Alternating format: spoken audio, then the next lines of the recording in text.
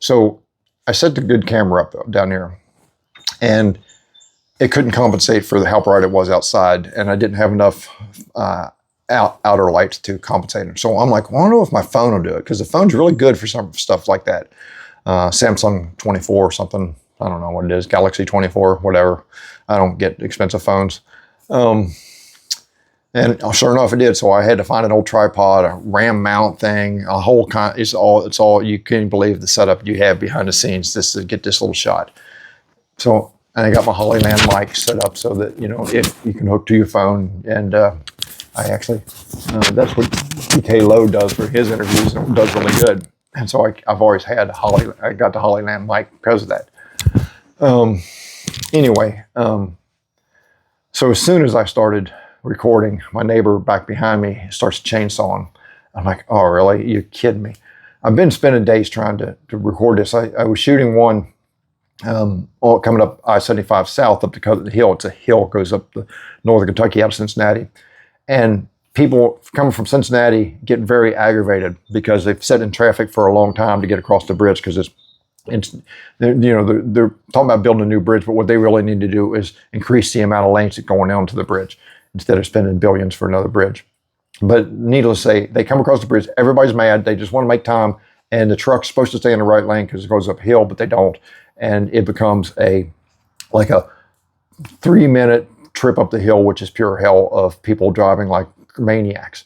And I'm on a motorcycle and I'm trying to record heavy traffic. I'm trying to say, like, this is what commuters deal with. I know it, I get it. I went during a rush hour on one of my days off.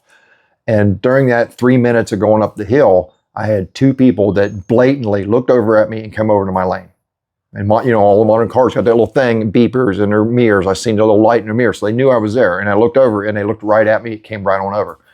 And I'm like, and what is going on with people? What is the hell is going on with people that they're so angry? Is it the constant playing on your phone while you're driving? Is it Facebook? Is it the algorithms that make people angry?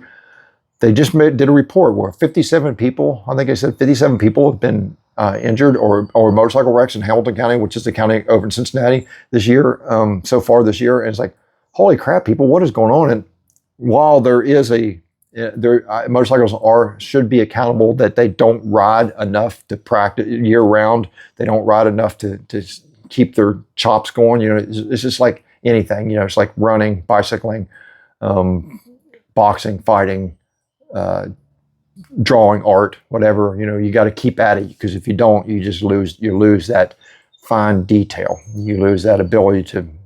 And riding a motorcycle really is that constant.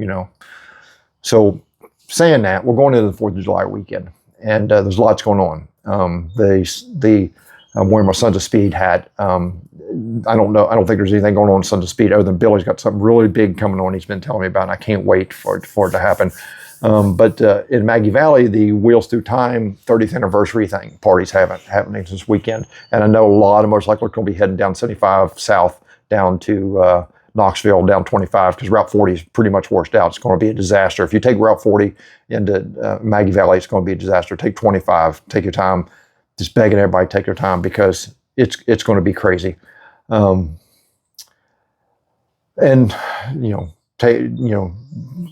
Bargain for more days than you really was going to travel for.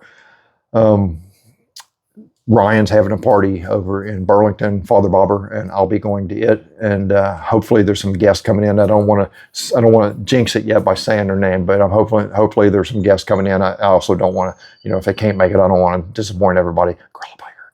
But I'm hoping to see everybody, and I'm hoping to have, I'll be on the bike. Today I'll be driving in the car because I got Eva, and me and Eva heading to the DMV to do some clerical stuff. She's just hanging out with me. We're going to go eat at our favorite Mexican restaurant. And, but this weekend I'll be all bike. I think it's called for rain every day, but it's called for rain every day for a week, and it's looked like this, and there'll be like a shower. It's like, I don't care. I'm just going to get wet. Last week I did get really wet one day on the work. It was like a 30-second rainstorm, like literally 30 seconds. I run through like 10 miles from work, and it soaked me. But that's part of the commuting thing. And it was and mostly I read I like seeing where there was a guy that hit a Tesla going across the not the Brent Spence Bridge, Taylor Southgate Bridge, and he hit a Tesla, and the motorcycle rider fell off the motorcycle into the river and died. He drowned. But there was a Pride event going on in Cincinnati, and two people come from the Pride event jumped in the water to try to save that person, and I was like, holy crap. And I know people die from trying to save other people. I still can't. Can't scold those people like they did what human beings have done through history. They have run into the fire. They've run out into the storm. That's what human beings do for other human beings. And I gotta applaud those people, even if they risk their life and almost drown themselves. There was a boater out there fishing, and they tied a rope around a seat cushion and threw it to the people that was trying to save the person, to save those people. So there was a trifecta of people that was trying to help someone, an unfortunate motorcyclist. And the reports on Facebook, I was reading the reports from the local news agencies, and the amount of hatred and venom that came out against motorcyclists. I was like, holy crap, motorcyclists have now become what people think of bicyclists. And now I'm a bicyclist because my doctor wants me to quit running because I keep losing feeling in my foot, and he wants me to get cortisol shots in my ankles. And it's like, I know, that's something temporary, and I think I'm creating more damage. And I don't get that when I ride a bicycle, and I've been using clip-ins. What I do is fall, and you can't see it now, but I had a big scab here where I fell with the clip-ins. I just got to learn how to do clip-ins. Lots of my Instagram biker friends ride bicycles with clip-ins, and so I'm getting a lot of good advice. Got this bicycle from Mike Early, who you probably remember from the Iron Horse days, had a black and white shovel head chopper, and Pete helped set it up. Pete used to have an Evo chopper with a Pat Kennedy frame, and I'm curious about what happened to Pat Kennedy.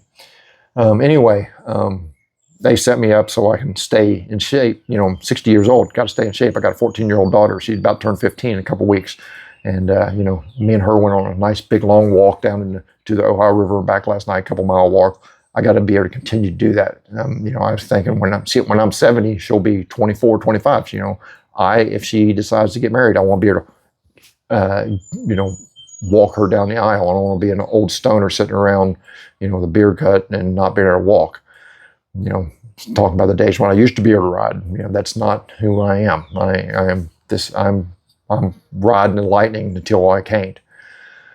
I do have a lot of stuff to put on the bike. I actually was hoping to go down to Pete's this weekend, but Pete is already at the World Party and the Shade Tree World Party down in Lexington, and he invited me down. So that might also be another option. I might be traveling to Lexington, which is another high-speed ride. Once you get into the city, the traffic becomes crazy. But anyway, I'm just asking everybody just to be careful. It's going to be a crazy weekend, and I want everybody to be careful, and we'll get past this holiday, and we'll get back on a regular schedule. And I want to start doing this sort of thing at different locations, not here. I had an idea while I was sleeping last night. I woke up and wrote it down. I think what I need is a studio that I can live in. I don't need a house. I need a garage that I can put like a little paint area, because I used to be a custom painter. A garage with a bike lift, paint area. I can work on my bikes and build bikes and work on other people's bikes. Someplace where I can ride a bicycle out the door and also live in, and set up a YouTube studio. I really think, and that sounds like an impossible thing. It sounds like a really impossible thing to find, but that's like one of my goals. It might be like a really impossible thing, because I've noticed that Shade Trees also looked for studio stuff for years. But that's like in the back of my head. It's like, that's what I need to get better at this. I think it's going into the holidays every year. You get that feeling right before the holidays where just like, I don't have to work this year. I got to change crews. But still, it's that anxiety. On that note, me and Eva are going to the Mexican restaurant and have lunch. And then we'll take an Eva home, and then I have to go to work. But say hi, Eva. Anyway, this is the bottle that I got for Pete. See, it's got the cool girl with the Hearst shifter called FUCK. That's the F-U-C-K. Oh, that's clever. I just figured it out. Cool. Anyway, we'll see if Pete watches the videos because this is the end of the video.